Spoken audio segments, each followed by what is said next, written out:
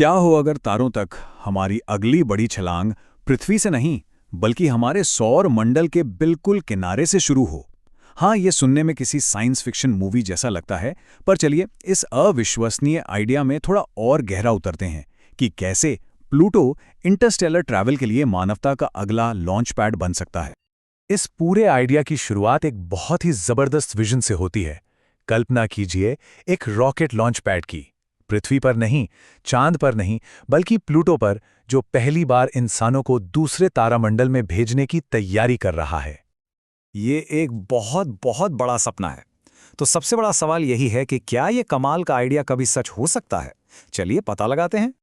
ये मिशन शायद अब तक का सबसे महत्वाकांक्षी मिशन होगा। प्लूटो जैसे दूर दराज के बौने ग्रह को मानवता की सबसे दूर वाली चौकी में बदलना, एक ऐसा गेटवे जो हमें तारों तक ले जाए।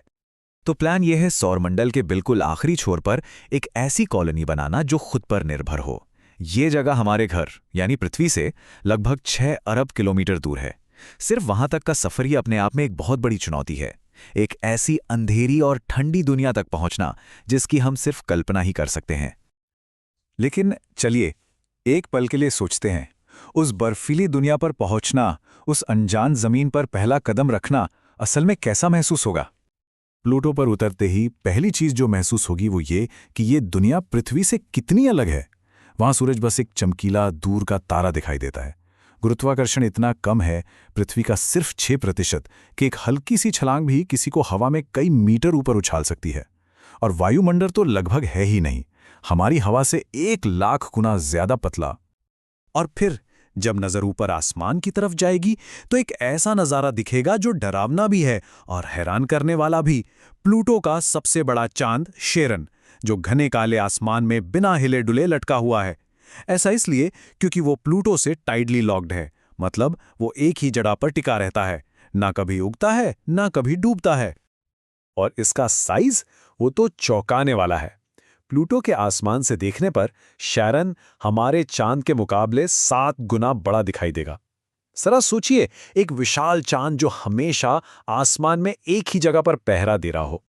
तो ठीक है, इतनी अजीब और खतरनाक जगह आखिर प्लूटो को ही क्यों चुना जाए? इसका जवाब प्लूटो की बर्फीली सतह के ठीक नीचे छिपा है। एक ऐसा रहस्य जो इस पूरे सपने को हकीकत में बदल सकता है। कल्पना कीजिए कि आप वहां जमी हुई जमीन पर चल रहे हैं और अचानक जमीन में दरार पड़ जाती है और उस दरार की गहराइयों से एक हल्की नीली चमक बाहर आती है जो प्लूटो के सबसे बड़े रहस्य को उजागर करती है।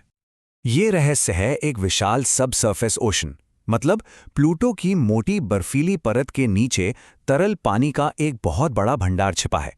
और ये सिर्फ पानी नहीं है, ये जीवन और स्पेस ट्रैवल के लिए सबसे जरूरी संसाधन है। तो इस पानी का इस्तेमाल कैसे होगा? देखिए, प्रोसेस काफी सीधा है। सबसे पहले सतह पर मौजूद बर्फ को निकाला जाएगा, फिर एनर्जी का इस्तेमाल करके पानी यानी H2O को हाइड्रोजन और ऑक्सीजन में तोड़ा जाएगा। इससे सांस लेने के लिए ऑक्सीजन मिलेगी और सबसे जरूरी चीज, शक्तिशाली रॉकेट ईंधन। प्लूटो सिर्फ एक ठिकाना नहीं बल्कि एक कॉस्मिक गैस स्टेशन बन जाएगा। ठीक है, रॉकेट फ्यूल का इंतजाम हो गया, लेकिन फ्यूल मिल जाना एक बात है और वहां जिंदा रह पाना बिल्कुल दूसरी। ये उम्मीदों से भरी दुनिया जानलेवा खतरों से भी भरी है। चलिए एक रियलिटी चेक करते हैं।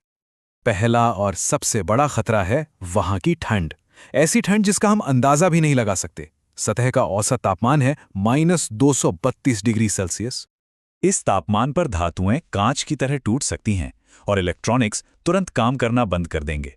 बेस को जमने से बचाने के लिए लगातार न्यूक्लियर हीटिंग की जरूरत होगी। यहां तक कि वहां के 6 किलोमीटर ऊंचे पहाड़ भी चट्टान के नहीं बल्कि ठोस बर्फ के बने हैं। ठंड के अलावा और भी बड़े खतरे हैं। कम ग्रेविटी सुनने में मजेदार लगती है, पर एक तेज छलांग किसी को हमेशा के लिए अंतरिक्ष में भेज सकती है। कोई मैग्नेटिक फील्ड न होने की वजह से जानलेवा कॉस्मिक रेडिएशन सीधी सतह से टकराता है। और फिर प्लैनेट एक्स का रहस्य है, एक अनजान गुरुत्वाकर्षण शक्ति जो प्लूटो की कक्षा के लिए खतरा बन सकती है। तो इस जानलेवा रेडिएशन से कैसे बचा जाए? इसका सिर्फ एक ही तरीका है, जमीन के नीचे रहना, बर्फ में खोदकर या मोटी बर्फीली दीवारों के पीछे जो इन खतरनाक कणों को रोक सकें। मतलब प्लूटो पर जीवन एक बंकर में रहने जैसा होगा। तो इतने सारे वादे और इतने बड़े बड़े चैलेंजेस, इन सबको देख के आखिर फैसला क्या है?